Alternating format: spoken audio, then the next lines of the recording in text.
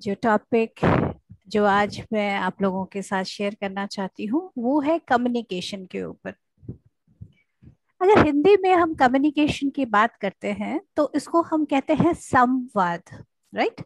संवाद जब वर्ड कहते हैं, जो शब्द यूज करते हैं, देखिए इसमें इसको अगर हम ब्रेक करें तो क्या होता है? संवाद यानी इक्वल। दो जने हैं या दो से शायद ज्यादा है, लेकिन यहाँ पर कम्युनिकेशन हो रहा है, दोनों इक्वल प्लेटफॉर्म पर हैं, दोनों आपस में कर रहे हैं। एक और शब्द है वार्तालाप। जैसे इसको अगर हम ब्रेक करें तो होता है वार्ता आलाप। आलाप मीन्स जान पहचान, एक दूसरे को जानना।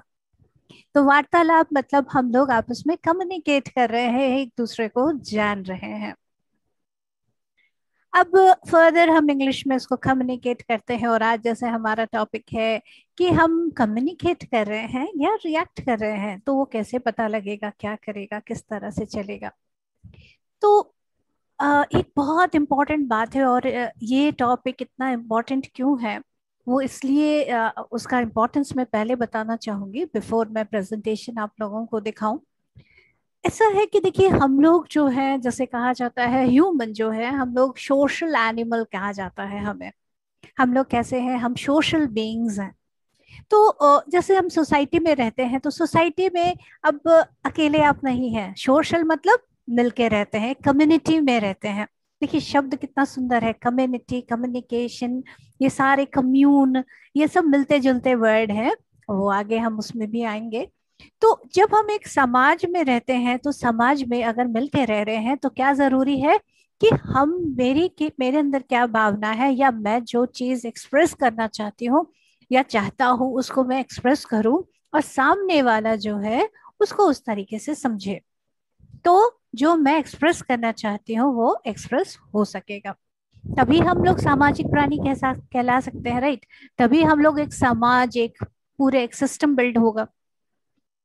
अब वही जो बात कही जा रही है, अगर वो प्रॉपरली नहीं कही जाए या प्रॉपरली रिसीव नहीं की जाए तो क्या होगा?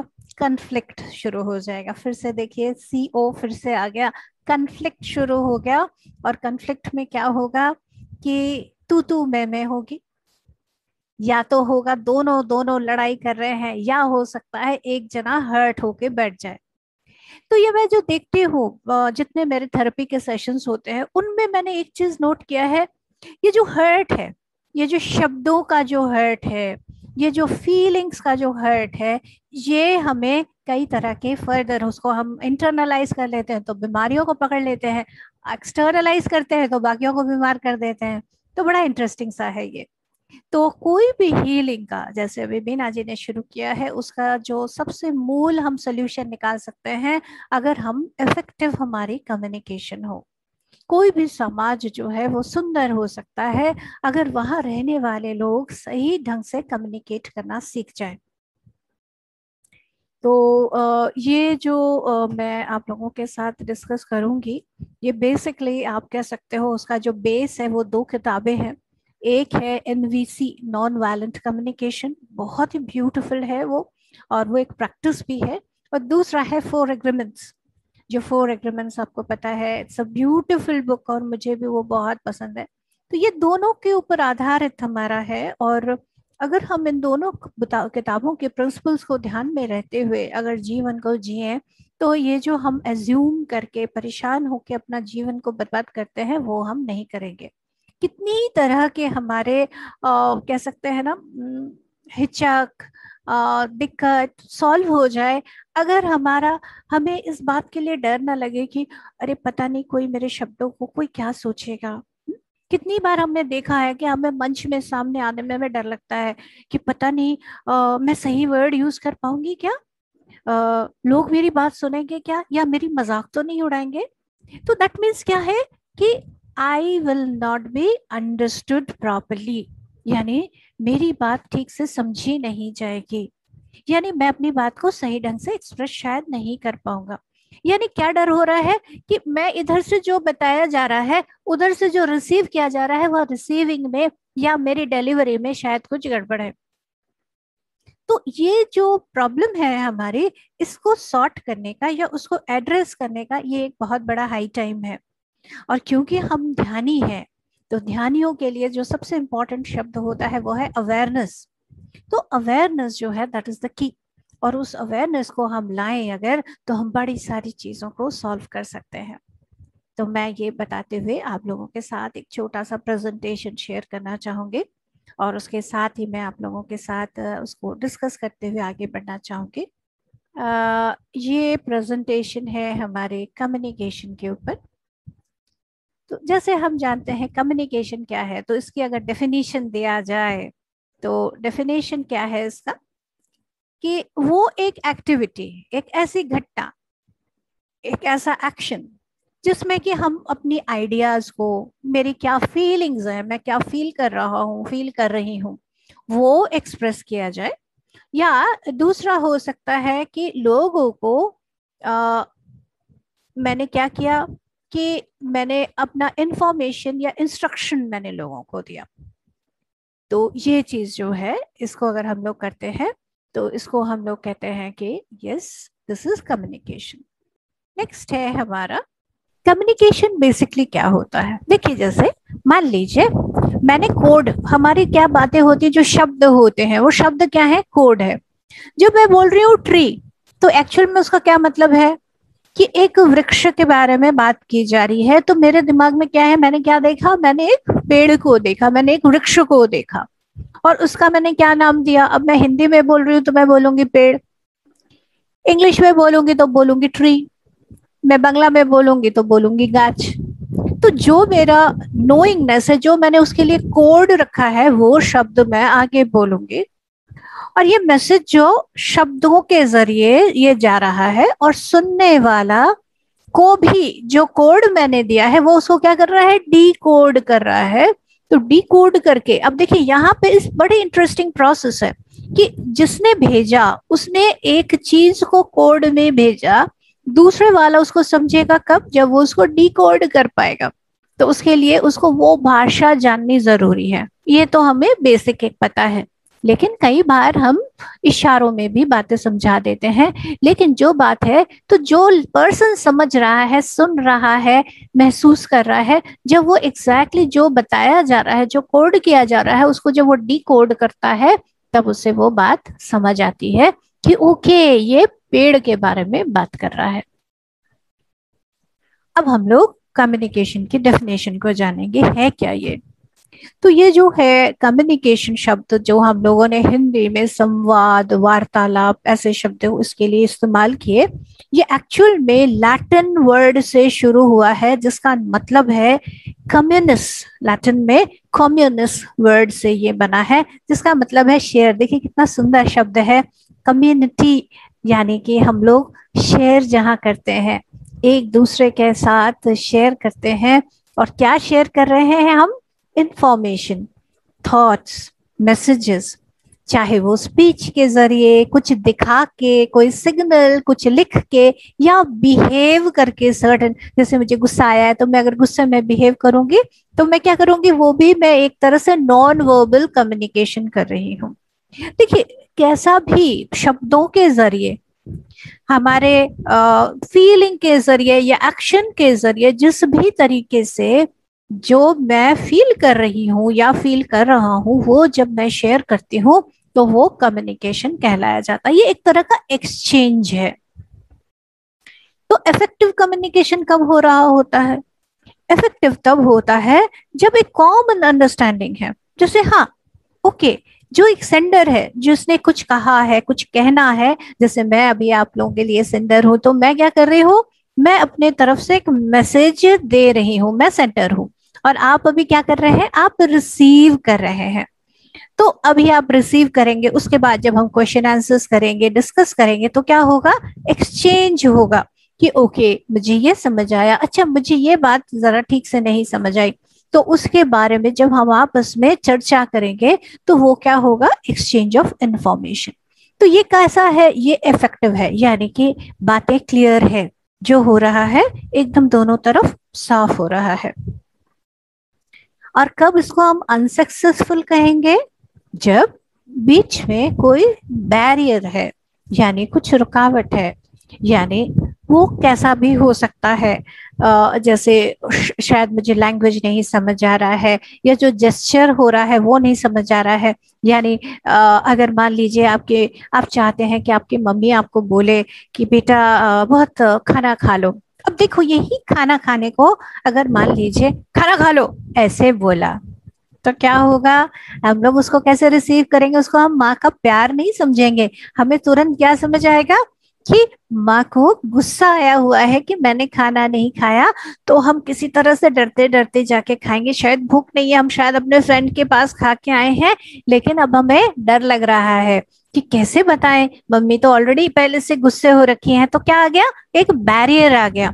यानी कि अब मैं जो बात मुझे बतानी है वो मैं नहीं बता पा रही हूँ, एक मिसअंडरस्टैंडिंग। और अगर मैं मान लीजिए मम्मी ने बहुत प्यार से मेरे लिए मेरी मनपसंद खाना बनाया है, लेकिन मैं बाहर से खा के आई हूँ, तो क्या होगा?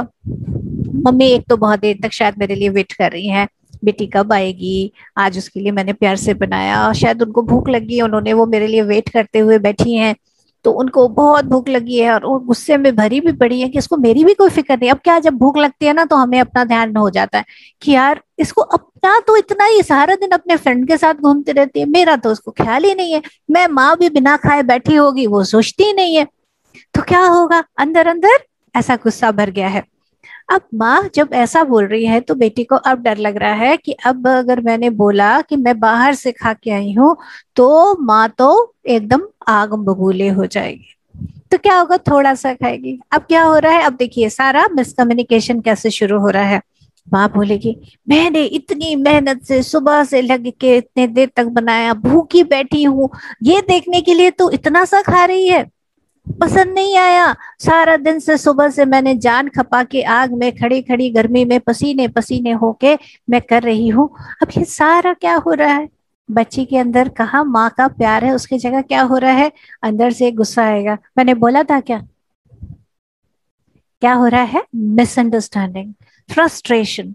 तो जब एक बैरियर बीच में आ जाता है, वो बैरियर किस तरह से आता है उसको भी हम डिस्कस करेंगे।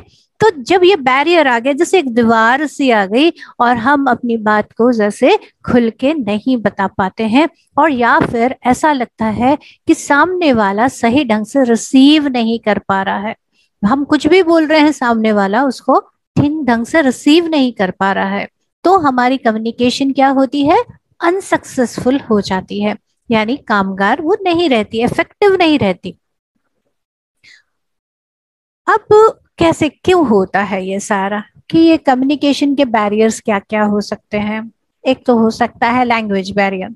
जैसे मान लीजिए कि जैसे शुरू में बड़ा मजा आया था कि जब मुझे बीना जी ने मैसेज भेजा था, पिंकी जी ने मैसेज भेजा था कि आप पीएम से सिंधी में बताइए, तो मैंने पहली बार ये बोला, मुझे तो सिंधी आती नहीं है।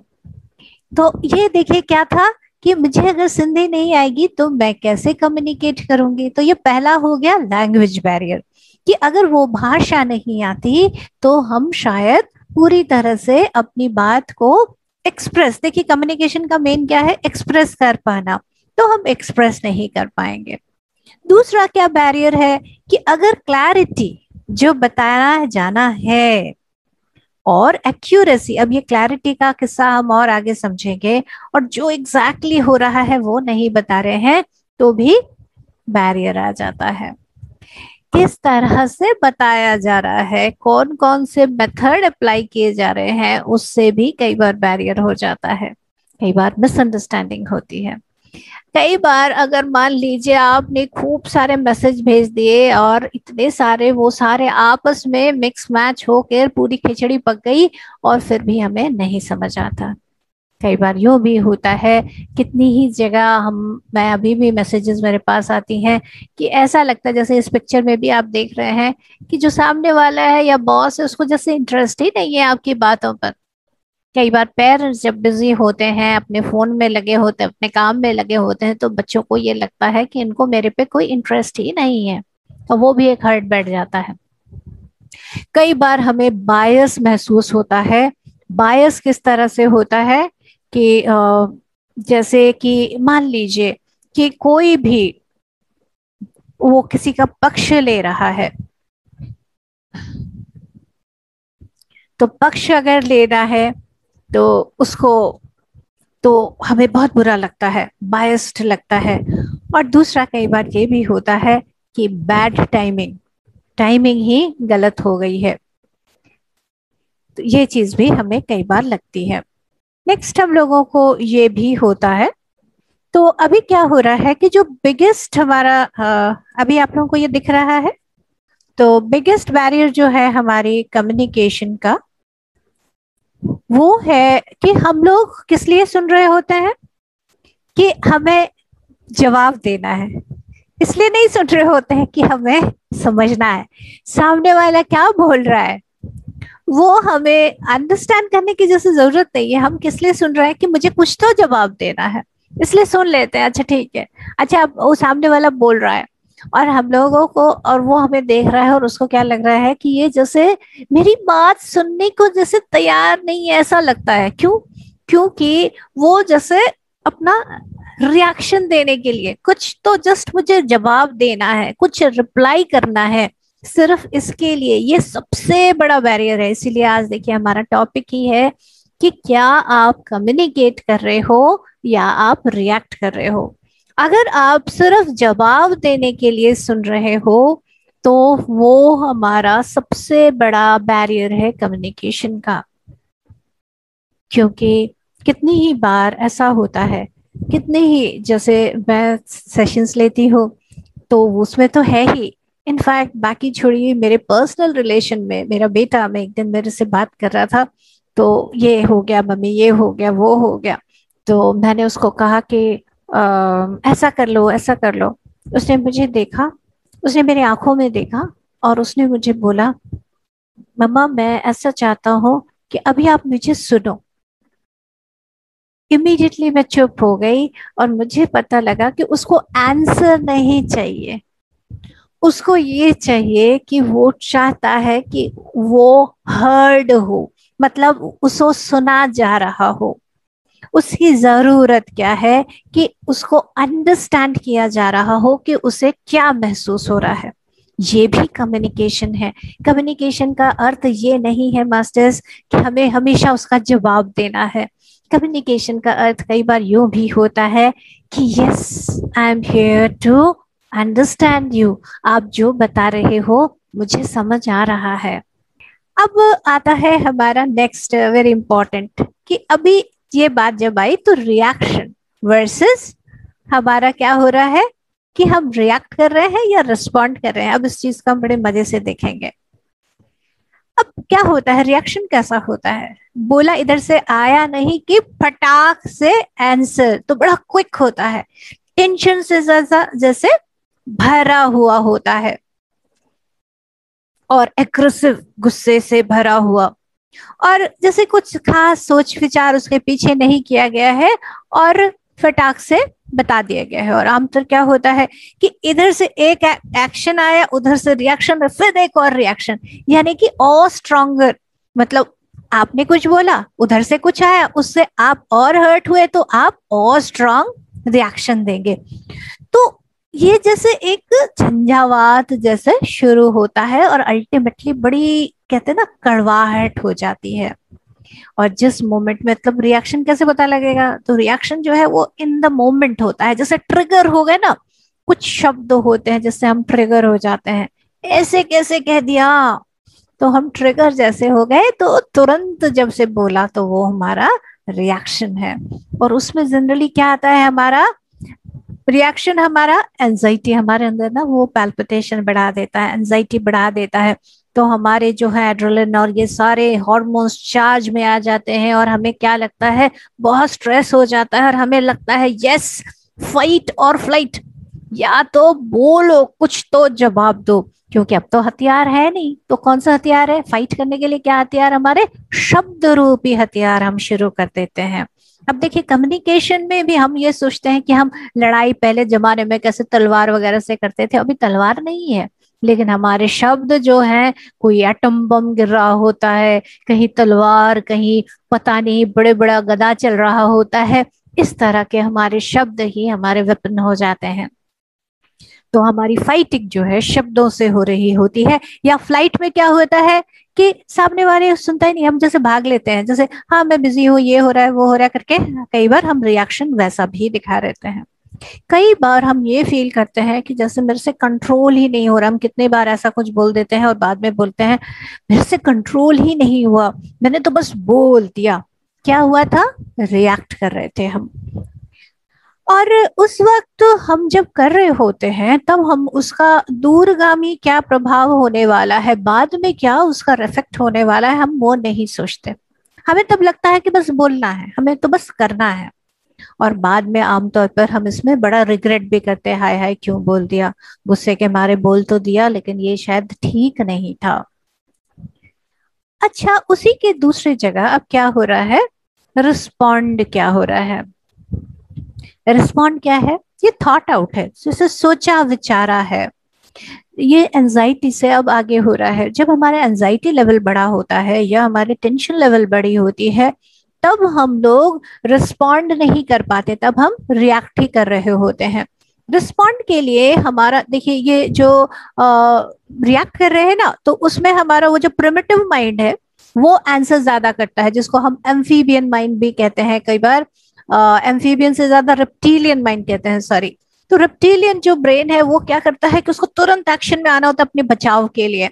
वेरस जब हम रिस्पॉन्ड करते हैं तब हमारा जो उन्नत जो स्वरूप है, कि अभी हमारे जो फ्रंटल लोब है, जो सोच विचार जो कर सकता है, जो अपने आप को इमोशन से आगे लेके जा सकता है, हम फिर उस स्टेज में आते हैं। तो ये अब क्या हो रहा है, हम सोच रहे हैं शांति से, अभी हमें डर नहीं लग रहा। रिएक्शन में क्या हो रहा है, एक डर है, एक टेंशन है। और रिस्पॉन्ड में क्या है, डर नहीं है, शांति है। तो हम क्या कर रहे हैं, उसमें ज्यादा समय लगा रहे हैं, अपने अंदर रिफ्लेक्ट कर रहे हैं। ओके, मुझे ऐसा लग रहा है, ये हो रहा है, शायद ऐसा है क्या। तो यहाँ पे ये क्या है, अब इंटेंशन से के साथ, अब ऐसा नहीं है कि फटाक से कुछ, अब सोच के अच्छा क्या किया जा सकता है अच्छे से। और अब क्या कर रहे हैं हम इसमें, ऑल्टरनेटिव्स और क्या संभावना हो सकती है, अच्छे से सोच विचार कर। अब क्या है, इसमें चार्ज कम है। जैसे अगर हम रिएक्शन और रिस्पॉन्ड में देखेंगे तो रिएक्शन तो जैसे एकदम इलेक्ट्रिक करंट जैसा, बम फूटने जैसा है। वेरस इसमें क्या है, ऐसा चार्ज नहीं है, शांति ज्यादा है। और जब ऐसी बातें की जा रही है तब हम दूसरों को कंसिडर कर रहे हैं, ओके ऐसा भी हो सकता है, अरे इसमें ऐसे सोचते हैं। अब यहाँ पर एक बहुत इंपॉर्टेंट और इंटरेस्टिंग पार्ट है कि स्टिमुलस क्या है। देखिए, इस पूरे पार्ट को मैंने एक स्पेशलाइज्डली अलग लिखा है क्योंकि ये बहुत इंपॉर्टेंट है। ये रिएक्शन और रिस्पॉन्ड के बीच में एक जो जगह है, जो स्पेस है, जो हमें स्टिमुलस यानी कि कोई बात हमें बताई गई, वो क्या करती है, हमें एक तरह से जैसे स्टिमुलेट्स करती है, यानी छेड़ती है। कुछ हमारे अंदर मूवमेंट आता है, वो हमारा, जब हम कुछ सुनते हैं, कुछ महसूस करते हैं, तो वो एक स्टिमुलस की तरह काम कर रहा होता है। और उस स्पेस में अगर देखिए, एक तो फटाक से अगर बोल दिया तो हमने वो स्पेस में हम नहीं आए। तो उस स्पेस में आना है। वो जो स्पेस है, वो जो ठहराव का जो समय है, कुछ फ्यू सेकंड्स का होता है। लेकिन जैसे हम उस स्पेस में आते हैं जो कि हम ध्यानियों के अंदर अवेयरनेस का स्पेस है, जब हम उसमें आते हैं तब हम वहां पर एक बहुत पावरफुल बीइंग बन जाते हैं, जहां हम चूज करते हैं मुझे अभी शांत रहना है, मुझे कुछ बताना है, मेरे अंदर से, मेरे ओवरऑल बीइंग से क्या रिस्पॉन्स आएगा। और वही हमारे आगे की ग्रोथ और मेरे फ्यूचर के, हम सबके फ्यूचर में हम कितने फ्री रहेंगे। क्योंकि देखिए, हमें कहते हैं ना कि शब्द जो है वो तो एक वाण की तरह है कि एक बार छूट गया तो उसे वापस नहीं लाया जा सकता। तो इसीलिए ये जो स्पेस है ये बहुत इंपॉर्टेंट है। और ये हमारे ग्रोथ और आगे की फ्रीडम का एक बहुत बड़ा इसका कारक है। और ये बहुत सुंदर ये शब्द कहे हैं विक्टर फ्रैंकल ने। अब ये पूरा स्टेप क्या है, अवेयरनेस का स्टेप। और इसी अवेयरनेस से हम आगे बढ़ेंगे नेक्स्ट एक बहुत इंपॉर्टेंट अंडरस्टैंडिंग के लिए कि ये जो लाइंस आप देख रहे हैं ये अरुण गांधी जी ने कहा है एक कोटेशन के रूप में नॉन वायलेंट कम्युनिकेशन में। अरुण गांधी जी हमारे महात्मा गांधी जी के पोते हैं और उनका कहना है कि अगर हम अपने आप को बदलें तो हम दुनिया को बदल सकते हैं। देखिए ये बिल्कुल, देखिए सेठ मास्टर्स भी यही कहते हैं कि we create our own reality. तो अगर हम अपने अंदर बदलाव लाएंगे तो हम दुनिया में, जो वर्ल्ड में जो चारों तरफ हम परेशान हो रहे हैं, उसमें भी हम बदलाव ला सकते हैं। और अगर हम अपने अंदर बदलाव लाना चाहते हैं तो वो शुरू होता है हमारा लैंग्वेज। लैंग्वेज यानी हम क्या शब्दों को, किन शब्दों को हम इस्तेमाल कर रहे हैं और किस तरह से हम कम्युनिकेट कर रहे हैं। और इसीलिए ये बहुत ही इम्पोर्टेंट समय है कि हम लोग नॉन वायलेंट कम्युनिकेशन शुरू करें। नॉन वायलेंट देखिए क्या है, अभी हम लोग जैसे बात कर रहे थे कि आज तो हमारे पास वो तीर कमान और बम लेके तो हम लोग सब नहीं चलते। तो हमारे पास क्या रहता है, हमारे मुंह में हमारे जो टंग है, जो जिह्वा है, वो ही एकदम गोली बम बारूद सब कुछ के लायक रहती है। तो वो इतनी वायलेंट हो जाती है कि कई बार हम बाद में सोचते हैं, बाद में बट जब हम लोग अपने आप को रिफ्लेक्ट करते हैं, वो रिफ्लेक्शन अपने शब्दों से कम हमें बाद में जब हमें ये याद आता है कि हमें क्या कहा गया था, तो वो कितना वायलेंट होता है। लेकिन अगर वही नॉन वायलेंट है, वो अंडरस्टैंडिंग वाला है, तो हमारा जीवन सुधर सकता है, हम अंदर तक हील हो सकते हैं। तो जो नॉन वायलेंट कम्युनिकेशन है ये एक बहुत सुंदर एक प्रोसेस है और इसके दो पार्ट्स हैं और चार कंपोनेंट्स हैं। सबसे दो पार्ट्स क्या है जो बहुत इंपॉर्टेंट है कि जब आप सुने तो एम्पैथेटिक लिसनिंग है। यानी अब हम वो जैसे हमने पीछे पढ़ा था, जाना था कि हमारी क्या दिक्कत कहाँ आती है, रिएक्टिव यानी बैरियर कैसा है कि हम क्यों सुन रहे हैं कि मुझे जवाब देना है, ऐसा नहीं है। एम्पैथेटिक लिसनिंग अब दूसरा हो गया, यानी आप बड़े प्यार से सुन रहे हो सामने वाला, उसके जैसे you are getting into the shoes of that person. वो क्या बोल रहा है, किस तरह से बोल रहा है, उसकी क्या दिक्कत है, उसको उस तरह से जब आप सुनते हो, वो है empathetic listening. And then honestly expressing, वो कैसे, ओके आपने जो कहा, मैंने क्या ऐसा, आप क्या ऐसा बताना चाह रहे थे, तो ऑनेस्टली उसको आप एक्सप्रेस कर रहे हो। तो ये जो है ये दो मेन हिस्से हैं।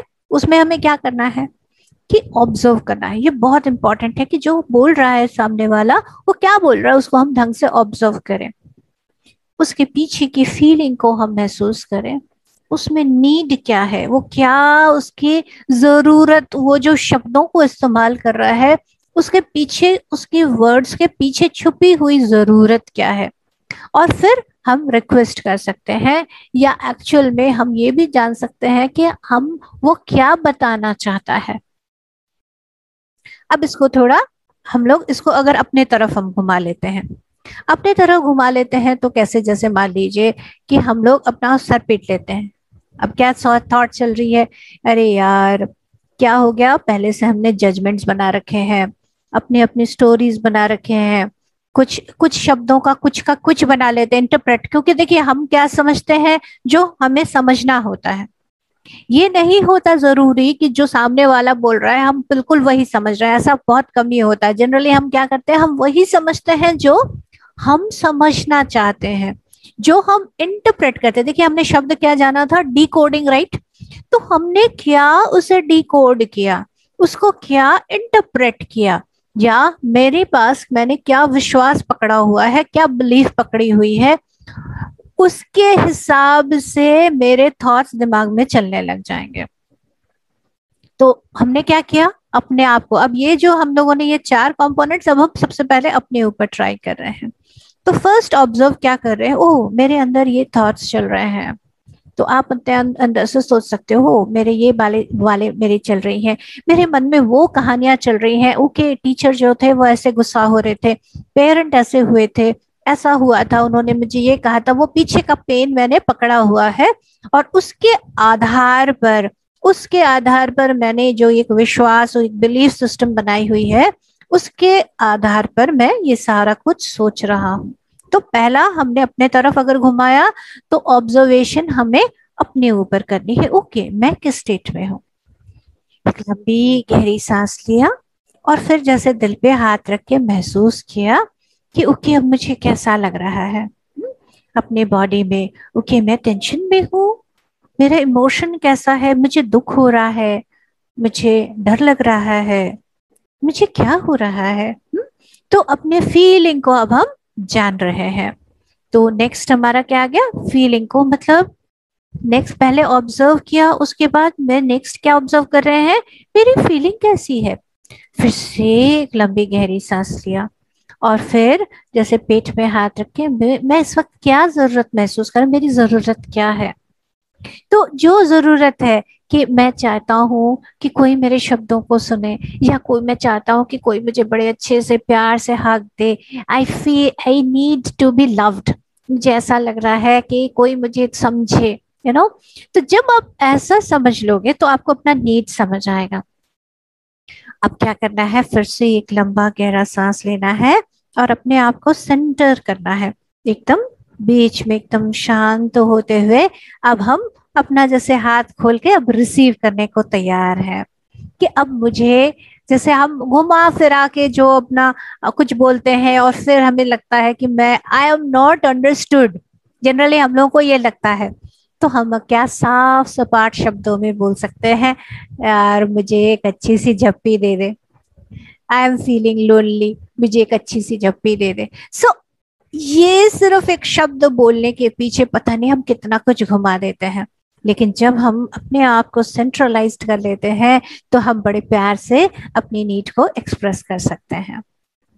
अब एनवीसी का जो प्रोसेस होता है नॉन वायलेंट कम्युनिकेशन का, तो उसमें हम क्या कहते हैं, कंक्रीट एक्शन लेते हैं, बार बार पूरा ध्यान देते हैं कि क्या हो रहा है, हम जो शब्द इस्तेमाल कर रहे हैं वो हमारे ओवरऑल वेलबींग के लिए कैसा है। दूसरा, हम फील करते हैं कि हमने ऑब्जर्व जो किया उसके अनुसार मुझे क्या महसूस हो रहा है। पीछे भी हमने जैसे किया कि मैं जो मैंने ऑब्जर्व किया उस अकॉर्डिंग मुझे क्या महसूस हो रहा है, और फिर जो महसूस हो रहा है उसके पीछे मेरी जरूरत क्या है, मेरी नीड क्या है। और उसके नीड के आधार पर आगे हम जब रिक्वेस्ट करते हैं तब हमारा जीवन जो है बड़ा सुंदर सा हो जाता है। अब इसको अगर हम प्रैक्टिस में लाएंगे तो क्या करेंगे कि जैसे मान लीजिए कोई कुछ बोल रहा है, अब मैंने सुना, ओके मैंने ये सुना, ओके मैंने ऑब्जर्व क्या किया कि मैंने ये सुना। अब तुरंत हम आंसर नहीं दे रहे, हम क्या कर रहे हैं, हम सुन रहे हैं, ओके ये मैंने सुना। अब फीलिंग को नोट कर रहे हैं कि ये शब्द सुन के मुझे ऐसा लग रहा है। ये सब विद इन सेकेंड्स होता है मास्टर्स। फीलिंग, मुझे अंदर ऐसा हो रहा है। अब नीड क्या है, क्योंकि मुझे ऐसा लग रहा है तो अब आगे हम पूछ सकते हैं क्या आप, इस तरह से हम रिक्वेस्ट कर सकते हैं। और फिर रिक्वेस्ट को जब हम सामने प्लेस करते हैं तो फिर से ये साइकिल शुरू हो जाएगा, फिर से वापस ऑब्जर्व करेंगे। शब्दों में हम बोल सकते हैं कि I see this, I see that the mummy, जैसे बात कर रहे थे हम एग्जाम्पल को, I see mother is angry. Feeling मेरी क्या हो रही है, I am feeling scared. Need क्या है, because I want to tell that I am not hungry. और अब क्या है, रिक्वेस्ट क्या कर सकते हैं, would you be willing to excuse me, I had food with my friends, I am so sorry that, मुझे पहले आपको बता देना चाहिए था और मैंने नहीं बताया। मम्मा I love you so much, जो आपने मेरी मनपसंद खाना बनाया, मैं लंच की जगह इसे डिनर में खाऊं तो मैं खूब मजे से खा सकती हूँ। देखिए क्या था, क्या हो गया। So it is very interesting. अब एक बहुत सुंदर पोएम है जो मैं आप लोगों के साथ शेयर करना चाहूंगी, और ये है कि वर्ड्स जो हैं वो क्या है, क्या वो सचमुच कम्युनिकेशन है या वो दीवार है। ये बहुत सुंदर कविता है, इसलिए मैंने सोचा आपके साथ सबके साथ शेयर करूं। I feel so sentenced by your words, जैसे कटघरे में मुझे सुनवाई कर दी गई। I feel so judged and sent away, before I go I have got to know, is that what you mean to say? कि जैसे मुझे हवालात का आपने जैसे सेंटेंस से सुना दिया, लेकिन जाने से पहले क्या मैं जान सकता हूं कि सचमुच आप यही बताना चाह रहे थे क्या? Before I rise to my defence, before I speak in hurt or fear, before I build that wall of words, tell me, did I really hear? Words are windows, or are they walls? They sentence us or set us free. When I speak and when I hear, let the love light shine through me. There are things I need to say, things that mean so much to me. If my words don't make me clear, will you help me to be free? If I seemed to put you down, if you felt I didn't care, try to listen through my words to the feelings that we share. ये Ruth बेम्बर mayor की कविता है और it's a very beautiful one. तो मुझे इतना अच्छा लगा कि आई फेल्ट कि मुझे आप सबके साथ इसे शेयर करना है। And I really felt really nice sharing with you about the communication वाला part, क्योंकि ये आज की एक ज़रूरत है, सबकी ज़रूरत है कि हम अपनी बात को पूरी तरह से सामने रखें और जो सामने वाला बोल रहा है उसे बिना किसी जजमेंट का वो क्या बताना चाहता है, have I heard you properly, क्या मैंने सही सुना? ये तो नहीं कि मैंने आपने कुछ सुना लेकिन मैंने अपने मन से कुछ सोचा हुआ था, मैंने वो पकड़ के रख लिया, ऐसा तो नहीं है। क्या मैं एक बार और समझ सकता हूँ कि मैं अपना कोई हर्ट पेन, कितनी ही बातें ऐसी होती हैं देखिए मास्टर्स की हम दूरियां बना लेते हैं, उसने मुझे ऐसे कैसे कह दिया, फलाने ने ये कहा था, उसने ये कहा था, कितने हर्ट हम पता नहीं कितने सालों तक पकड़ के रखते हैं, रिश्ते नाते खराब हो जाते हैं। लेकिन अगर उसी वक्त हम थोड़ा सा रुक के इस पोयम की तरह बड़े प्यार से पूछ ले, have I heard really what you wanted to say, या मैंने इंटरप्रेट गलत किया, या इस वक्त आप शायद अच्छे मूड में नहीं हैं, या मैं चाहता था कि आप शायद इस दुख में आप अगर ये शब्द मुझे बोलते तो मुझे अच्छा लगता, तो मुझे लगता है ये दुनिया जो है वो बहुत सुंदर हो जाएगी।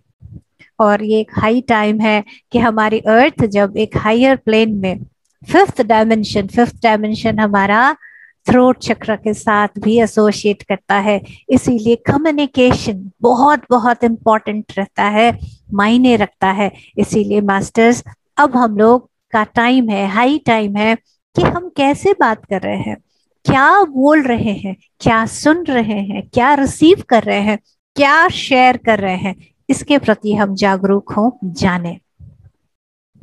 Thank you so much.